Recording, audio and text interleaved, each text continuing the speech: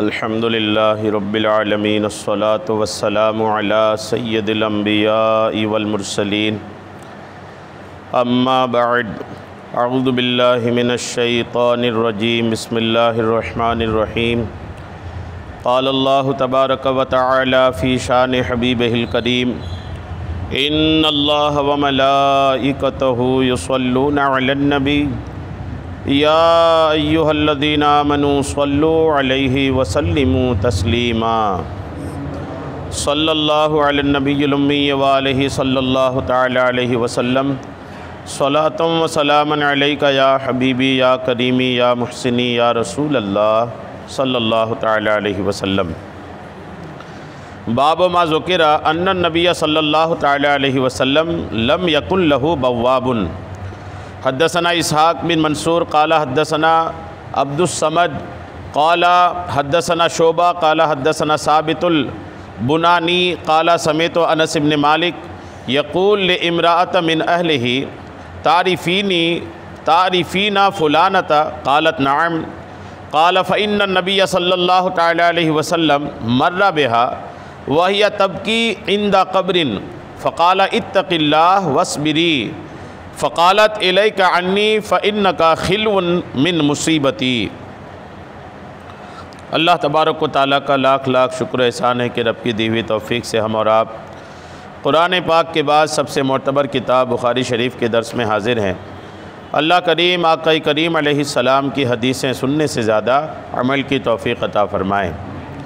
आज के दर्स में किताबुल अहकाम का जो बाब है बाब नंबर 11 है और इमाम बुखारी ने बाब का नाम रखा है बाब मा ज़ुकिरा अन्न नबी अलैहिस्सलाम लम यकुन लहु बव्वाबुन। ये बात का ज़िक्र कि आक़ा करीम अलैहिस्सलाम का कोई दरबान नहीं होता था। आक़ा करीम अलैहिस्सलाम के घर में आपकी कोई दरबानी करने वाला या आपके दरवाज़े के पास कोई खड़ा रह कर के दरबानी करे, ऐसा कोई परमानेंट कोई शख्स नहीं था। इस पर इमाम बुखारी ने जो हदीस लाई, बहुत प्यारी हदीस पाक, इस हदीस को सुनिए। हज़रत साबित बुनानी ताबई बुज़ुर्ग हैं, ये कहते हैं कि समेतो अनस इब्न मालिक, मैंने अनस इब्न मालिक से सुना कहते हुए कि अनस इब्न मालिक अपने घर की किसी औरत से कह रहे थे कि तारीफ़ीना फ़ुलाना, क्या तुम फ़ुला औरत को जानती हो। अनस इब्न मालिक आका के खादिम, ये अपने घर की किसी औरत को आपने पूछा, किसी दूसरी औरत के बारे में, अपने घर की औरत को किसी दूसरी औरत के बारे में पूछा कि क्या तुम फ़ुला औरत को जानती हो। तो आपकी घर की जो औरत थी ना, उन्होंने कहा हाँ मैं जानती हूँ उसको। तो अनस इब्न मालिक ने उस औरत के बारे में जिसके बारे में पूछ रहे थे, उनके बारे में एक हादसे का जिक्र किया। क्या हादसा था? क़ाला, अनस इब्न मालिक ने कहा कि फ़इन्न नबी अलैहिस्सलाम मर्रा बिहा वहिय तबकी इंदा क़ब्रिन, कि वो जो औरत है आक़ा करीम अलैहिस्सलातु तस्लीम का उस औरत के पास से गुज़र हुआ, वो औरत अपने किसी रिश्तेदार की कब्र के पास रो रही थी।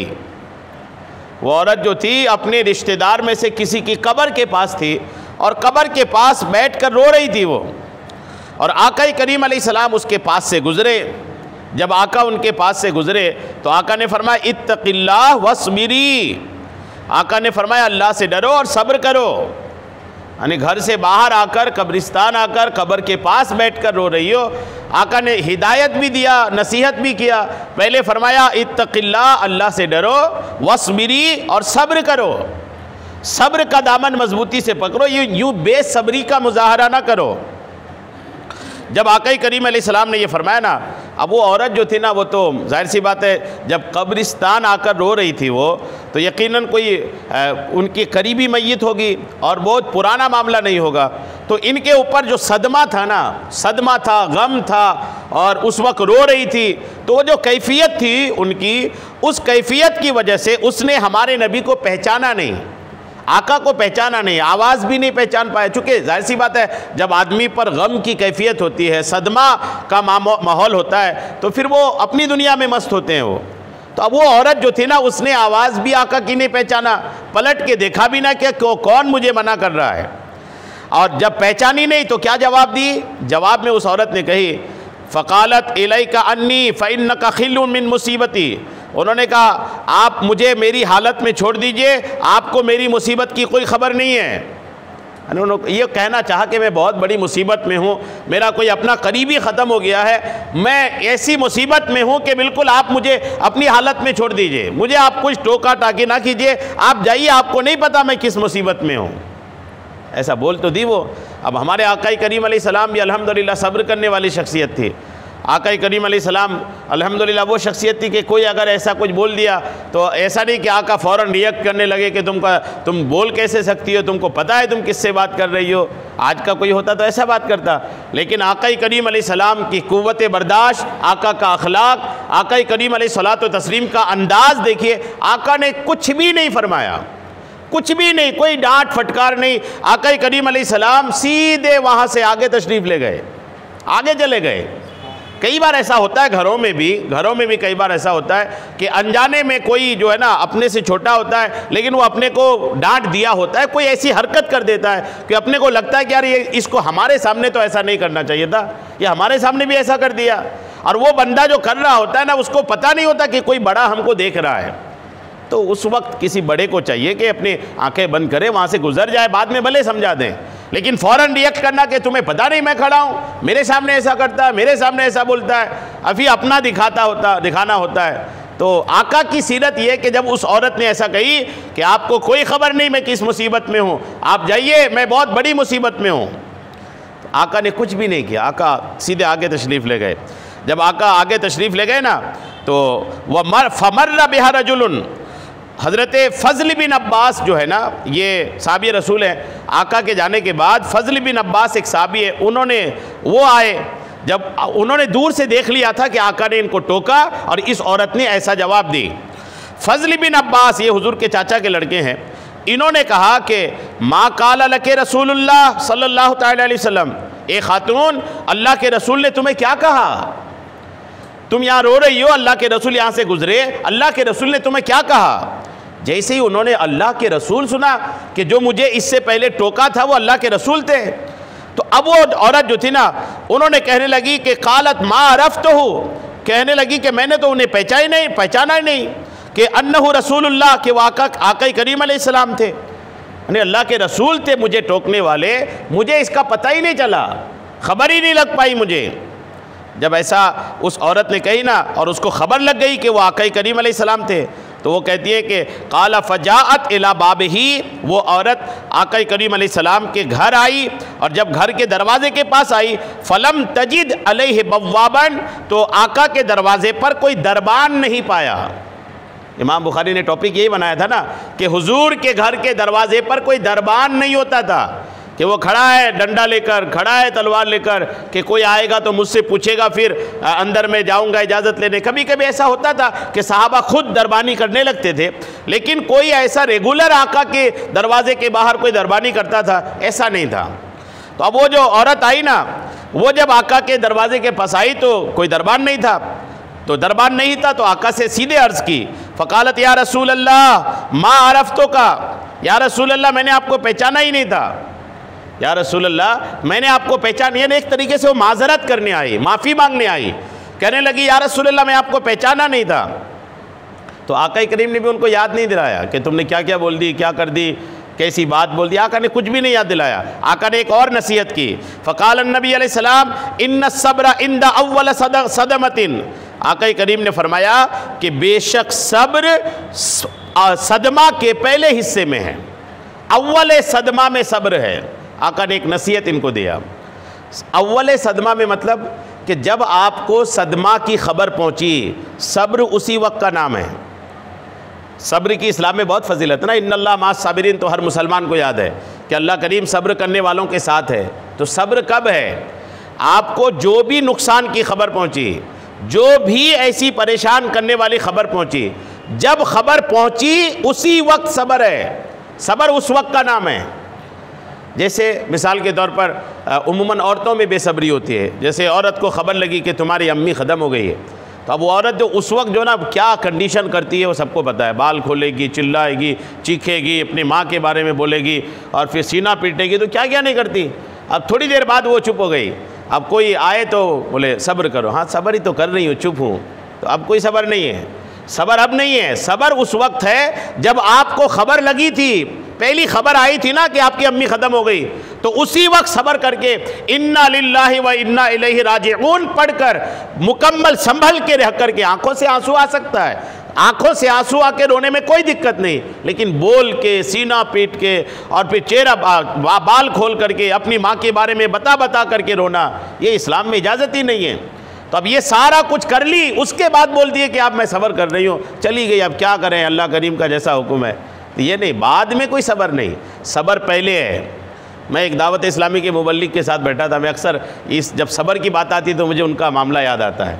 बरेली शरीफ के एक जाफ़र नाम के शख्स थे, हम लोग बैठे थे, जब बैठे थे तो वो हुआ यूँ कि वो सब लोग बैठे थे और नात खानी चल रही थी, नात शरीफ सब कोई पढ़ रहे थे, वो खुद पढ़ रहे थे, वो बड़े नात शरीफ पढ़ रहे थे और सारे लोग हैं और झूम रहे हैं, अल्हम्दुलिल्लाह समा एक कैफियत थी।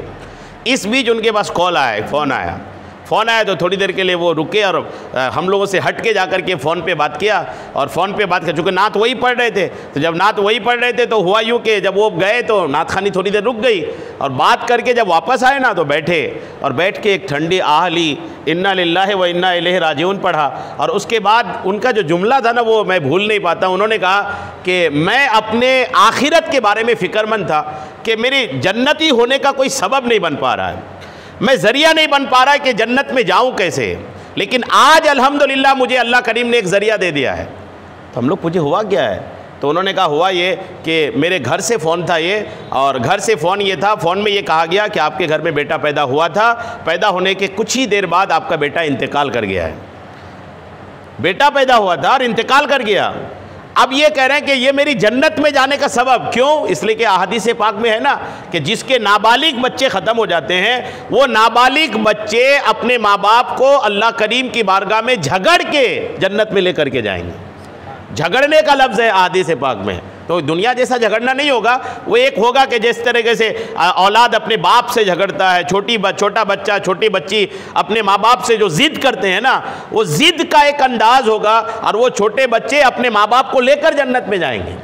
ये हदीस बहुत मशहूर है कि जब छोटे बच्चों को कहा जाएगा तुम लोग जन्नत में जाओ, तुम लोग तो गुनाह ही नहीं किए, कोई गुनाह ही नहीं, तो सीधे जन्नत में चले जाओ। तो अब वो जो ऐसा माहौल होगा ना कि जन्नत में जाओ उनको कहा जाएगा, तो वो कहेंगे कि मौला हमने तो दुनिया भी नहीं देखी, माँ बाप की मोहब्बत, माँ बाप की शफकत नहीं देखी, आज हम माँ बाप के बिना कैसे जन्नत में चले जाएंगे। तो अल्लाह फरमाएगा कि मैदान महशर की भीड़ में जाओ, अपने माँ बाप को तलाशो और उनका हाथ पकड़ के लेके जन्नत में चले जाओ। इस हदीस की वजह से वो जो साहब थे ना, उन्होंने कहा कि अब तो अल्हम्दुलिल्लाह मुझे यकीन हो गया कि मेरे जन्नत में जाने का जो सबब और ज़रिया है ना, वो अल्लाह करीम ने अता फरमा दिया।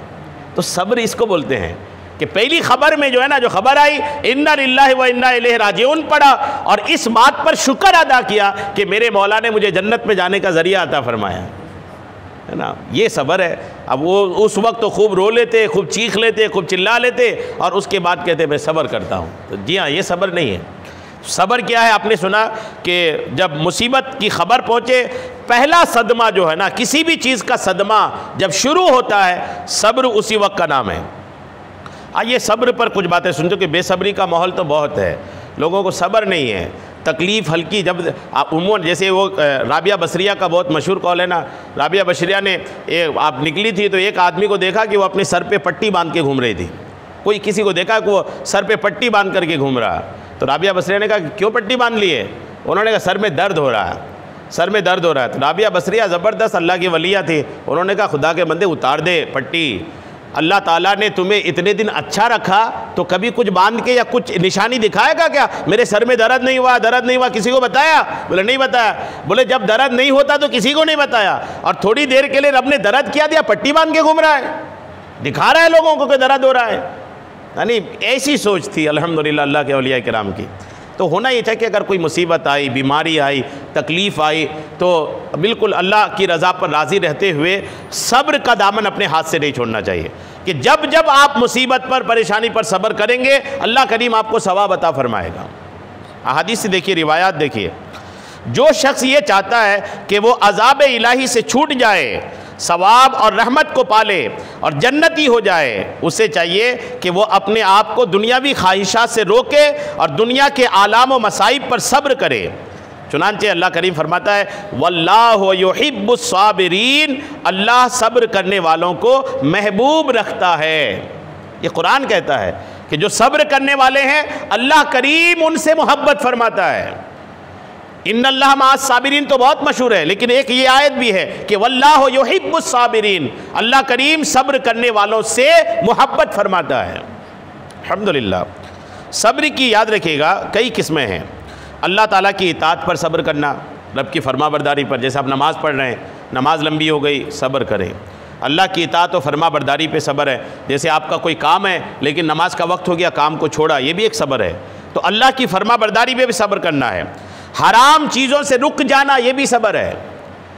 हराम चीज़ों से रुक जाना, कई बार क्या होता है कि हराम रास्ता बड़ा आसान होता है, हलाल रास्ता बड़ा मुश्किल होता है। तो आदमी क्या करता है कि वो तो ये तो बहुत मुश्किल है, ये हराम का रास्ता आसानी से दौलत आ जाएगी, चुन लो इसको। तो उस वक्त जबकि हराम आसानी से हासिल हो रहा है और हलाल मुश्किल से हासिल हो रहा है, तो आसानी वाले को छोड़े और सब्र करे और मुश्किल रास्ते को अपनाए, ये भी एक सब्र है।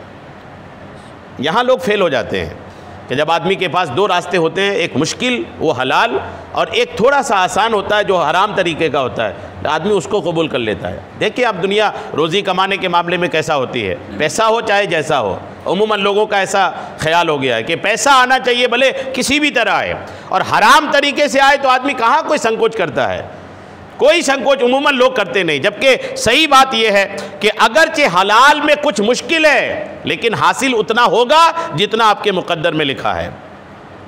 और पहले सदमा पर सब्र करना, जो शख्स अल्लाह की इबादत पर सब्र करता है और हर वक्त इबादत में लगा रहता है, उसे क़यामत के दिन अल्लाह ताला 300 ऐसे दर्जात अता करेगा जिनमें हर दर्जा का फासला ज़मीन और आसमान के फासला के बराबर होगा। 300 दर्जे, जो अल्लाह की इबादत में सब्र करता है, अल्लाह करीम उसे 300 ऐसे दर्जे अता फरमाएगा कि हर दर्जे की बीच की दूरी आसमान और ज़मीन की बीच की दूरी जैसा है। गौर कीजिए, आज 1 इंच जगह के लिए, 1 फीट जगह के लिए, आधा थोड़ी थोड़ी जगह के लिए लोग लड़ लेते हैं ना, तो अब ये थोड़ी जगह के लिए लड़ने से बेहतर है कि इबादत करें। अल्लाह करीम इतना सारा अता फरमाएगा, 300 दर्जे है और हर दर्जे की बीच की दूरी आसमान और ज़मीन के बीच की दूरी है। घूमते रहिए, अल्हम्दुलिल्लाह कैसे रब्बे करीम दर्जात अता फरमाएगा। और जो अल्लाह ताला की हराम की हुई चीज़ पर सब्र करता है, अल्लाह ताला उसे 600 दर्जात अता फरमाएगा जिनमें हर दर्जा का बदला, हर दर्जा का फासला 7 आसमान से 7 ज़मीन के फासले के बराबर होगा। हलाल पर सब्र करना भी अल्हम्दुलिल्लाह यानी होना ये चाहिए कि अगर हराम कमाई से आप मालदार बन रहे हैं और हलाल कमाई से मालदारी नहीं बन रही है तो वो गरीबी अच्छी है। हराम कमाई से मालदार हो जाना कोई अच्छी बात नहीं है। बज़ाहिर दुनिया बोलेगी कि ये मालदार है, लेकिन ये कि रब की नज़र में ठीक नहीं है वो, और मरने के बाद मुसीबत जी का जंजाल हो जाएगा। और जो मुसीबत पर सब्र करता है, अल्लाह करीम उसको 700 दर्जात अता फरमाएगा और हर दर्जा की दूरी तहतुस सरा से यानी 7 ज़मीन के नीचे से अर्शे उला के बराबर होगा। यानी सबसे ज़्यादा फजीलत किसकी हो गई? मुसीबत पर सब्र करने की फजीलत सबसे ज़्यादा है। मुसीबत पर सब्र करनी, मुसीबतें आती हैं, परेशानियां आती है, ज़िंदगी है, ज़िंदगी का हिस्सा है मुसीबत। तो जब भी मुसीबत आए ना तो सब्र करें, ढिंडोरा ना पीटें।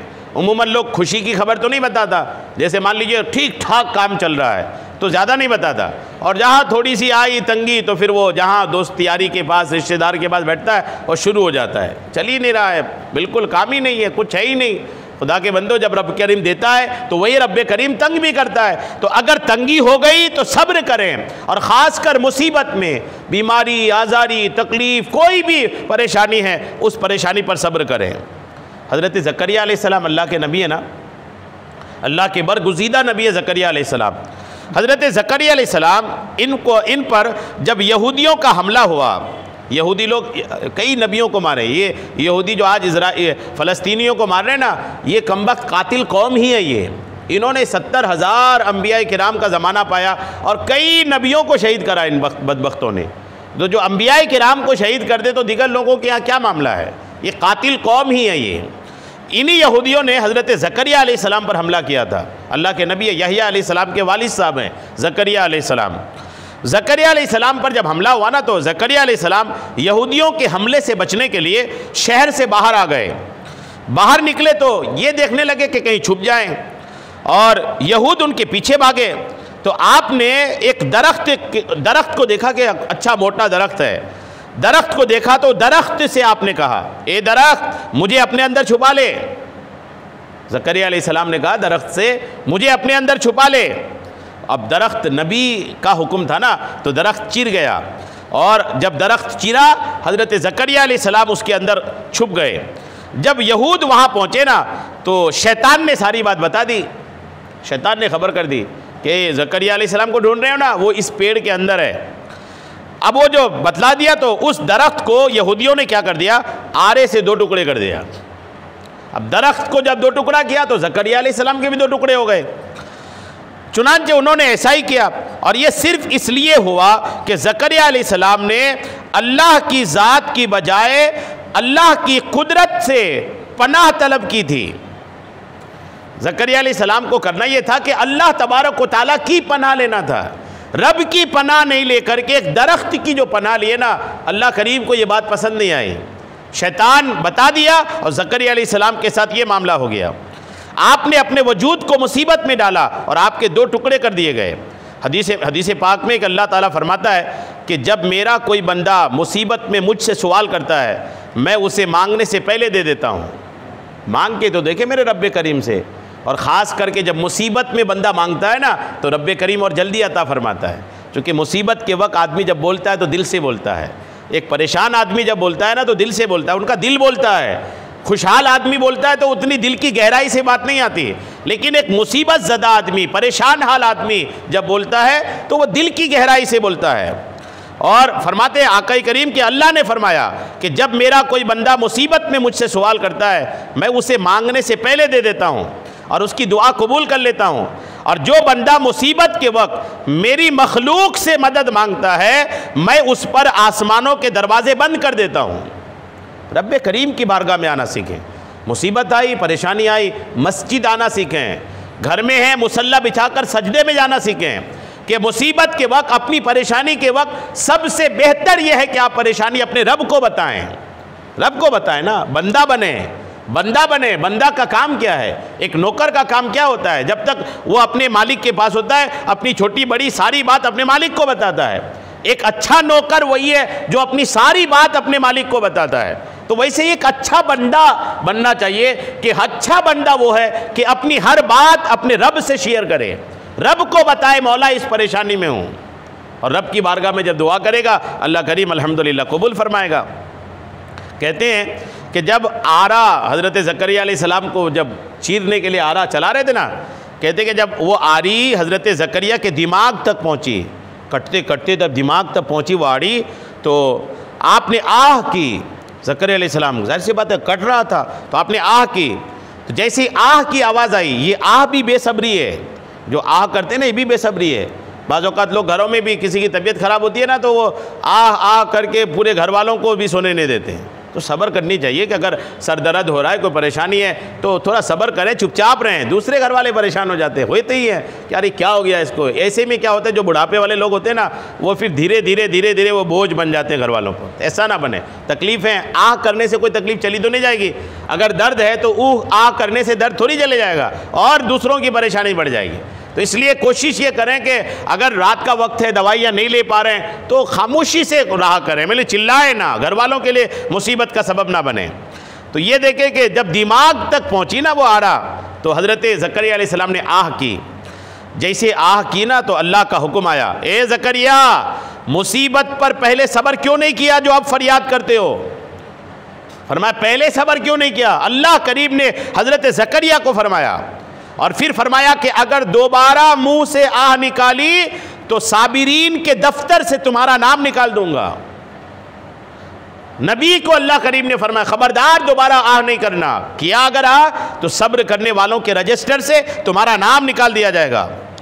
जब अल्लाह करीम ने ये इरशाद फरमाया ना, तो हज़रत ज़करिया अलैहिस्सलाम ने अपने होठों को बंद कर लिया और चीर कर 2 टुकड़े हो गए, मगर उफ तक नहीं किया।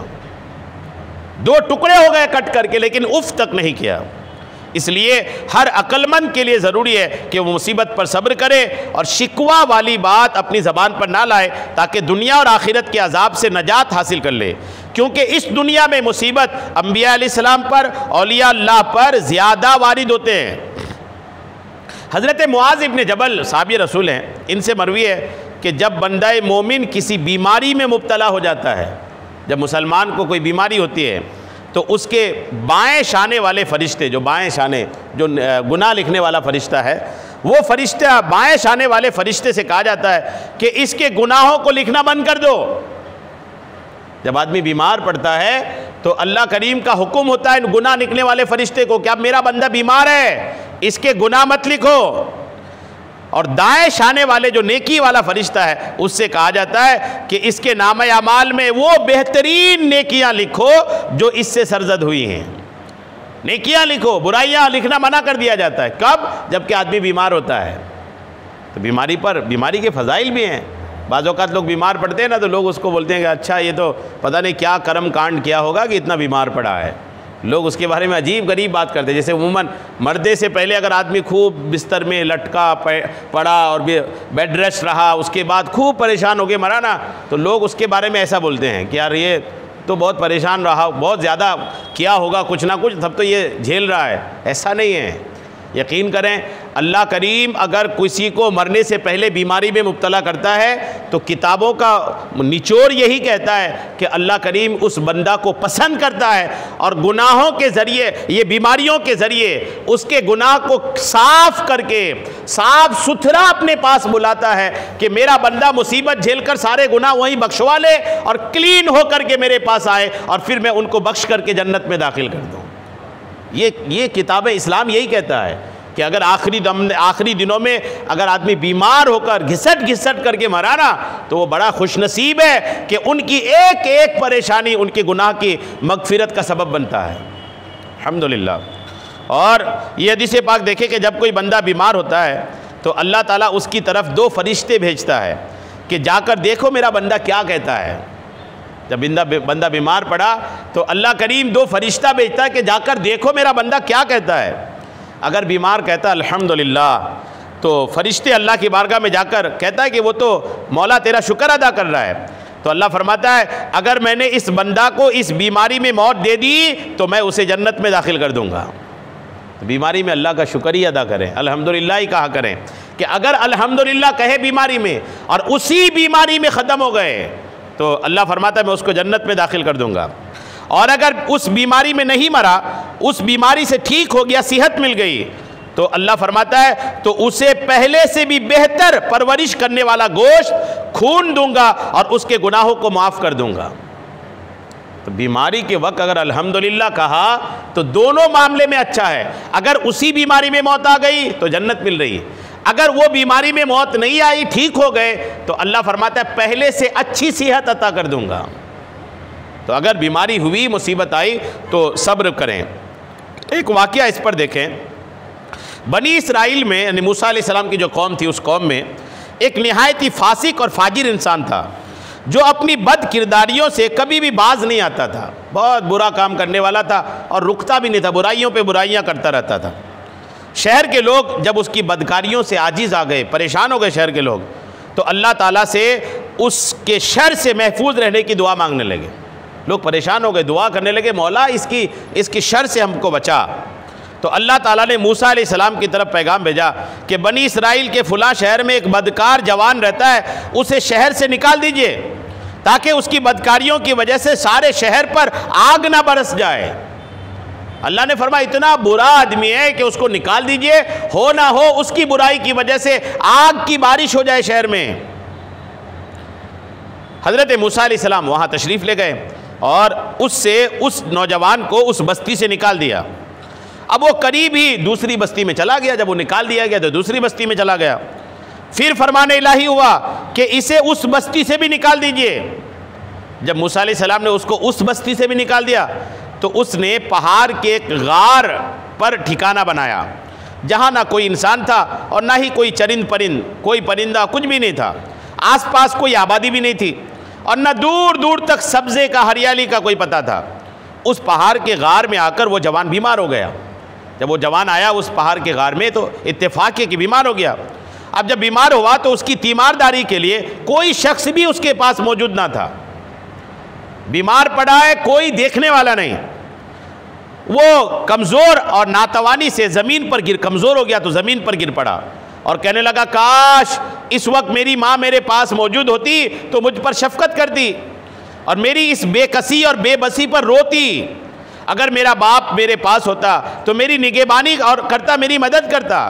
अगर मेरी बीवी मेरे पास होती तो मेरी जुदाई पर रोती।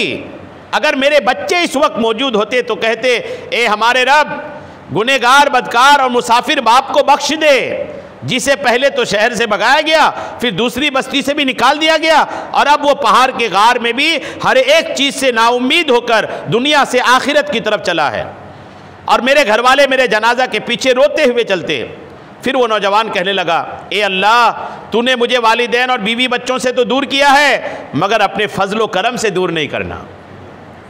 अब वो दिल से आवाज़ आई उसकी, मौला तूने मुझे घर वालों से दूर किया है, लेकिन अपने फजलो करम से दूर ना करना। तूने मेरा दिल मेरे रिश्तेदारों की जुदाई में जला दिया है, अब मेरे सर से पैर तक को गुनाहों के सबब जहन्नम की आग में नहीं जलाना।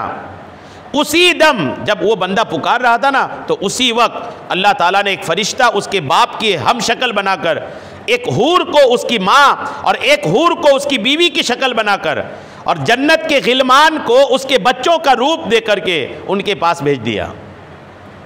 ऐसा इंतज़ाम करता अल्लाह करीम, बस बंदा दिल से पुकार के देखे। दिल से पुकारे ना, दिल से पुकारे तो रब्बे करीम ऐसा इंतज़ाम करता है। ये सब उसके करीब आकर बैठ गए और उसकी तकलीफ़ पर अफसोस करने लगे और रोने लगे। जवान जो था उन्हें देखकर बड़ा खुश हुआ और इसी खुशी में उसकी रूह परवास कर गई और इंतकाल कर गया। जब वो इंतकाल हुआ तो अल्लाह ताला ने मूसा अलैहिस्सलाम को पैगाम दिया कि फुला पहाड़ की गार में जाओ, वहाँ मेरा एक दोस्त मर गया है, तुम उसकी कफन दफन का इंतज़ाम करो। ये वही बंदा था जिसको भगवाया, अब वही बंदे को रब फरमा रहा मेरा दोस्त है। क्या करा इसने? नमाजी नहीं बन गया था, इसने बहुत सारी नेकी नहीं किया था, लेकिन एहसास हुआ था, तौबा करा था, रब की तरफ पलटा था, अपनी गुनाहों का एहसास हुआ था। बस उस एहसास को रब ने ऐसा कबूल किया कि अपना दोस्त बनाया। अब अल्लाह का जब हुक्म हुआ तो मूसा अलैहिस्सलाम जब उस पहाड़ के गार में गए तो वहाँ देखा कि वही नौजवान जिसको दो दो बस्तियों से निकाला गया ये वहीं पड़ा हुआ है। इनको बड़ी हैरत हुई कि पहले निकलवाया गया, अब कहा जा रहा है जनाजा पढ़ो।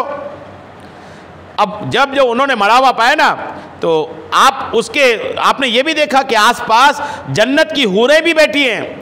मूसा अलैहिस्सलाम ने अल्लाह की बारगाह में अर्ज़ की, ए रब, ये तो वही जवान है जिसे मैंने तेरे हुक्म से शहर से बस्ती से निकाल दिया था।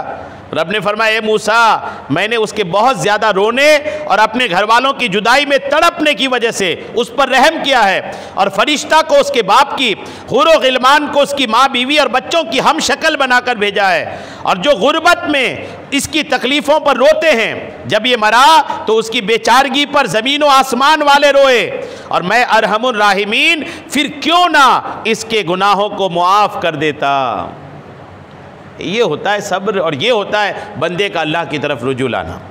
दुरूद पाक पढ़िए, अल्लाहुम्मा सल्ली अला सय्यिदिना शफ़ीअना हबीबिना मौलाना मुहम्मदिन बारिक वसल्लिम सलातुम व सलामन अलैका या हबीबी या करीमी या मुहसिनी या रसूल अल्लाह सल्लल्लाहु तआला अलैहि वसल्लम।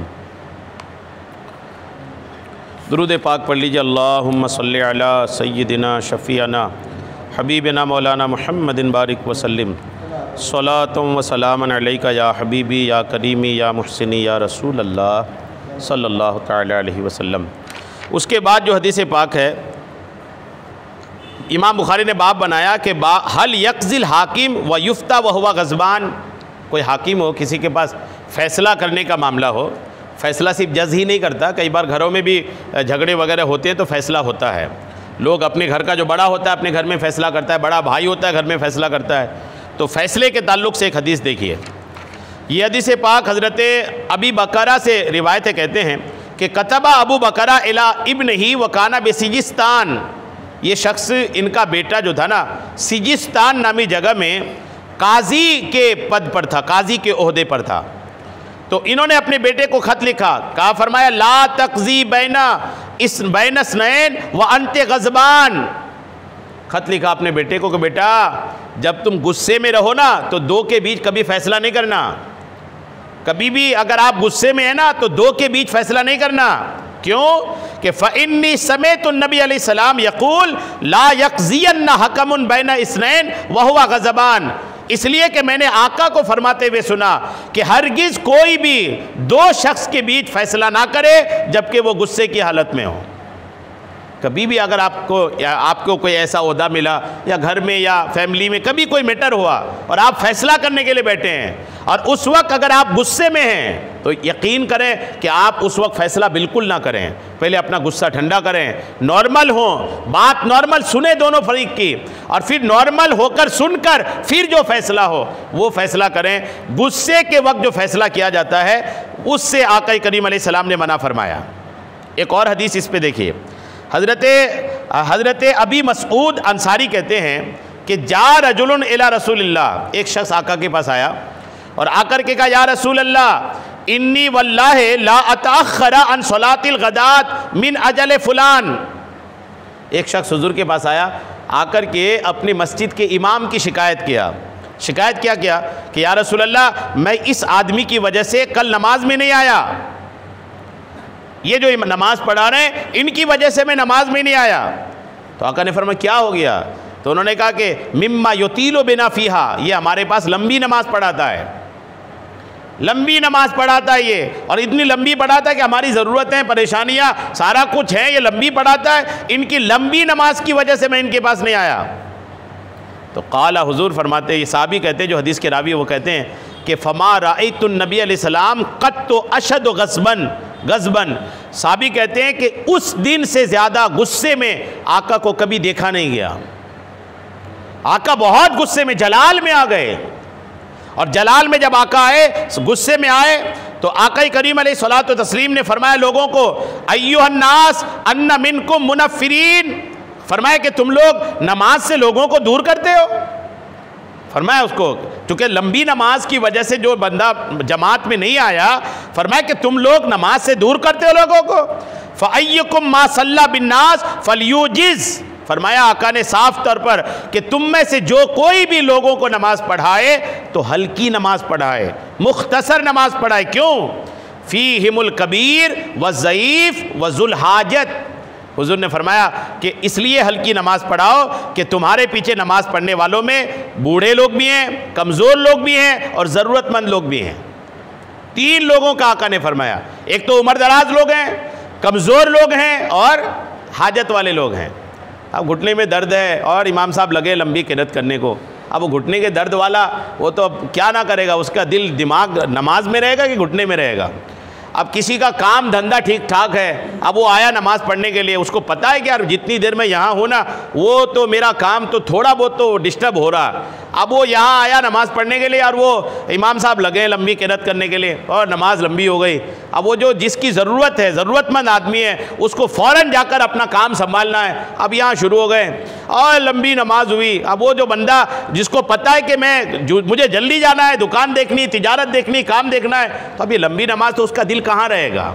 उसके दिल यहाँ नहीं रहेगा ना। वैसे ही कोई हाजतमंद है, ज़रूरतमंद आदमी है, कई बार क्या होता है कि ज़रूरतमंद लोग होते हैं कि जिनको ज़रूरत होती कि नहीं जल्दी मुझे नमाज से फारिग होकर फुला जगह जाना है, फुला काम करना है, तो अब ऐसे हालत में अगर इमाम लंबी नमाज पढ़ाता है ना तो फिर वो जो ज़रूरतमंद, कमज़ोर और उम्र दराज लोग होते हैं उनका दिल नमाज में लग नहीं रहा होता है।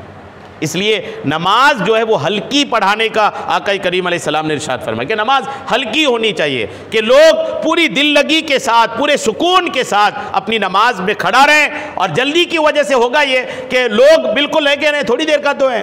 जैसे कई जगह ऐसा होता है कि जैसे नमाज के बाद जो सलाम शुरू हुआ ना, तो अब एक सलाम इन्होंने पढ़ा, वो एक सलाम ख़त्म करके उन्होंने ख़त्म नहीं किया तो दूसरा शुरू हो गया, अब ये दूसरा ख़त्म नहीं होता कि तीसरा शुरू हो गया। अब वो जो सलाम पढ़ने वाले थे ना, अब वो परेशान हो गया, अब आज तो खड़े हो गए, अब वो अगले जुमा नहीं खड़े होने।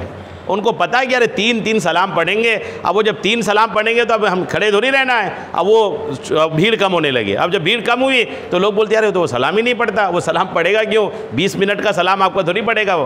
और अच्छा ये कई सारे सलाम पढ़ते हैं ना, वो ये कभी अकेले नहीं पढ़ता सलाम, इनको बोलें कि तुम अकेले भी कभी सलाम पढ़ा करो खड़े होकर, वो अकेले नहीं पढ़ेगा, बस उनको जमात को रोक करके लंबा सलाम पढ़ना है। ये ऐसे लोग भी लोगों को दूर करते हैं चीज़ों से।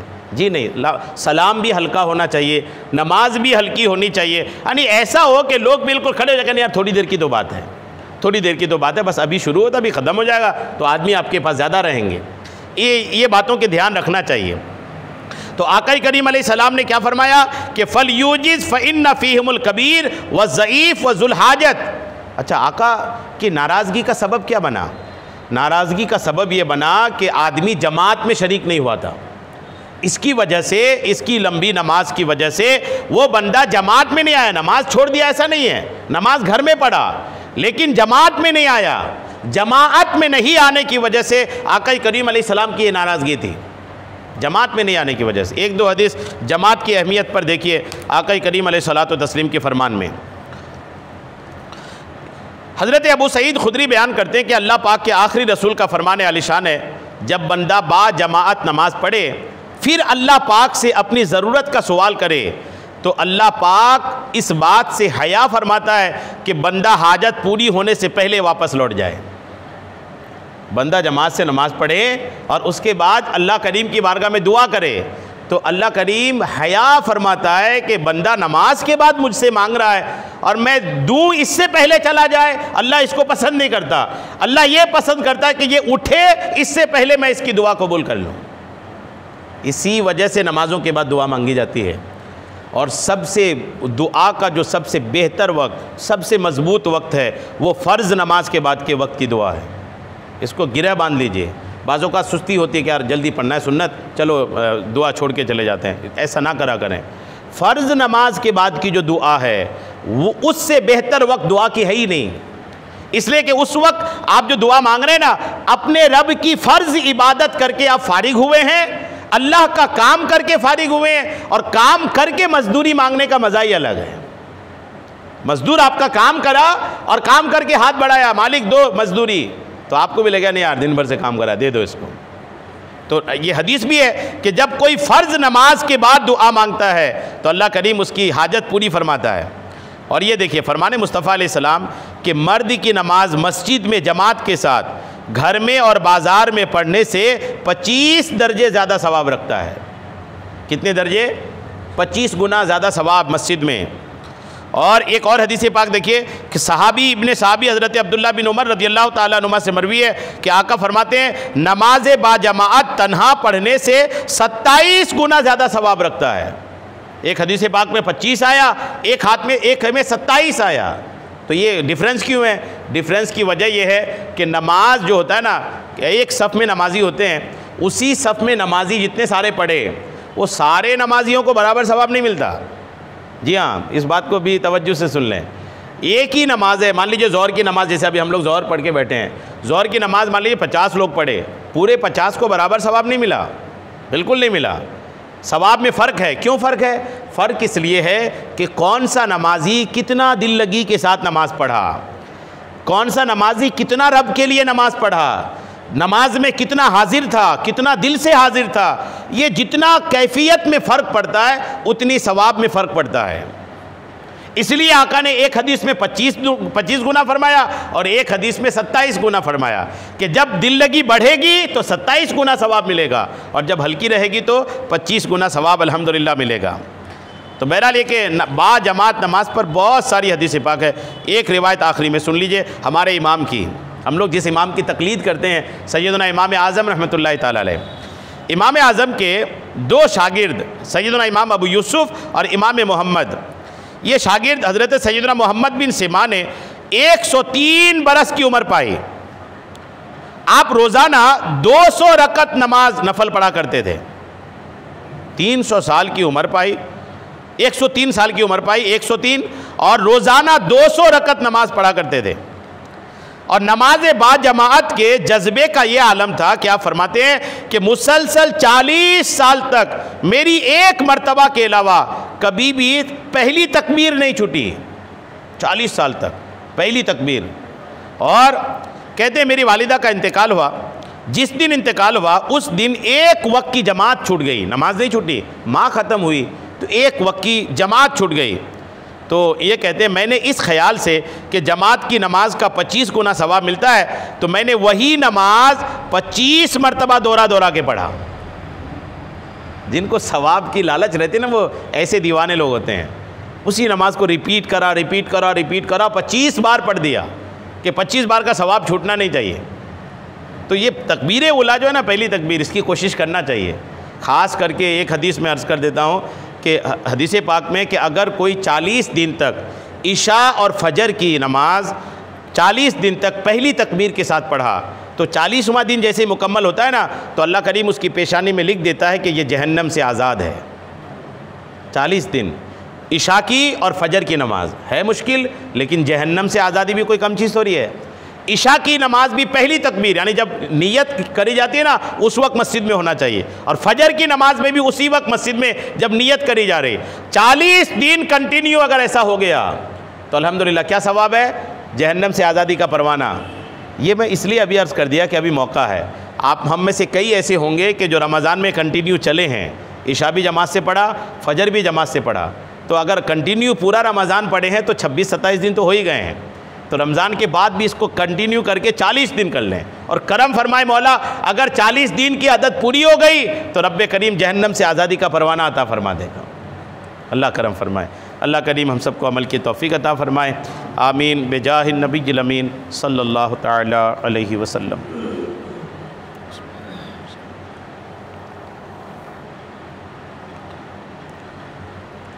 क़ाल अल्लाहु तबारक व तआला फ़ी शान हबीबिहिल करीम इन्नल्लाह व मलाइकतहु युसल्लूना अलन नबी या अय्युहल्लज़ीना आमनू सल्लू अलैहि व सल्लिमू तस्लीमा